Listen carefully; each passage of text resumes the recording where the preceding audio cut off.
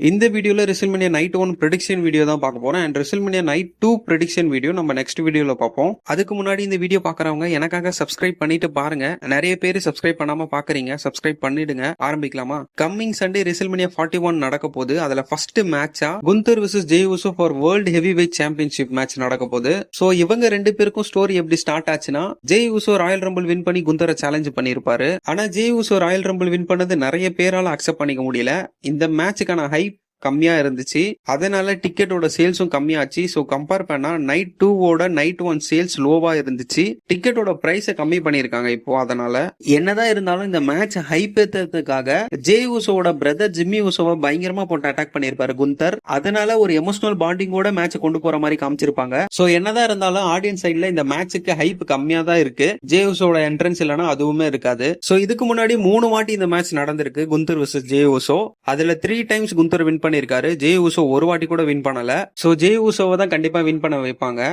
And என்னோட prediction வந்து the new world சாம்பியனா J உசோ இருக்க போறாரு. அடுத்தது சார்லட் flare vs Stephanie for women's championship. சார்லட் வந்து 2025 ஓட ராயல் ரம்பிள் வின்னர். சோ அவங்கள வின் பண்ண வைப்பாங்களா அப்படின்னு கேட்டீங்கன்னா வாய்ப்பு கம்மி தான். சோ என்னோட ப்ரெடிக்ஷன் வந்து definitely will retain the championship. Jacob Fatu vs LA Knight for United States championship. நம்ம எல்லாம் என்ன நினைச்சிட்டு இருந்தோம், பிரதர் vs பிரதர் மேட்ச் தான் நடக்க போகுது ரெசில்மேனியா 41ல அப்படின்னு நினைச்சோம். அதாவது solo சிக்கோவா vs Jacob Ford match தான் இருக்க போகுது அப்படின்னு நினைச்சோம். பட் ஜேக்கப் ஃபோர்டுவை டைட்டில் மேட்ச்ல இன்க்ளூட் பண்ணிட்டாங்க.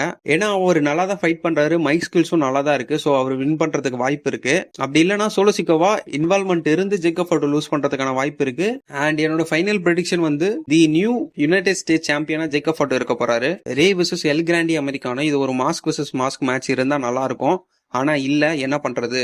என்னோட ப்ரெடிக்ஷன் வந்து எல் கிராண்டி அமெரிக்கானோ. ஏன் அப்படி சொல்றேன்னா, இவங்க ரெண்டு பேருக்கும் கண்டிப்பா மாஸ்க் vs மாஸ்க் மேட்ச் இருக்க போது. அப்போ நம்ம ரே வின் பண்ணுவாரு. அதனால இப்போ ரெசில்மேனியா வின் பண்றதுக்கான வாய்ப்பு எல் கிராண்டி அமெரிக்கானோக்கு இருக்குன்னு சொல்றேன். இது வந்து ஒரு world tag team championship match, the New Day vs War Raiders. இதுல என்னோட ப்ரெடிக்ஷன் வந்து War Raiders will retain the world tag team championship. Jade Cargill vs Naomi. இதுல என்னோட ப்ரெடிக்ஷன் வந்து ஜேட் கார்கில். அண்ட் எல்லாருமே எதிர்பார்த்த மாதிரி கடைசி மெயின் ஈவென்ட் நடக்க போற மேட்ச் வந்து ஒரு triple thread match, CM Punk vs Seth Rollins vs Roman Reigns. And இது மெயின் ஈவெண்டா நடக்க போறதுனால நிறைய ட்விஸ்ட் அண்ட் டர்ன்ஸ் இருக்கிற மாதிரி நியூஸ்லாம் வந்துட்டு இருக்கு. அண்ட் இதுல பால் ஹேமன் மேஜர் ரோல் பிளே பண்ண போறாரு. அண்ட் மேட்சை எப்படி கொண்டு போறாங்கன்னு வெயிட் பண்ணி தான் பார்க்கணும். பர்சனலா இந்த மேட்ச்ல யார் வின் பண்ணணும்னா ரோமன் ரிங்ஸ் தான். ஆனா ராயல் ரம்பிள்ல CM Punk வின் பண்ண வேண்டியதா இருந்தது, எலிமினேஷன் சேம்பர்ல CM Punk வின் பண்ண வேண்டியதா இருந்தது.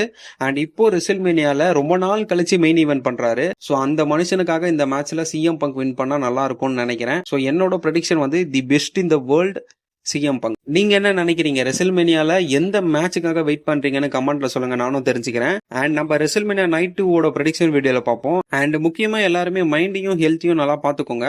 பாய்.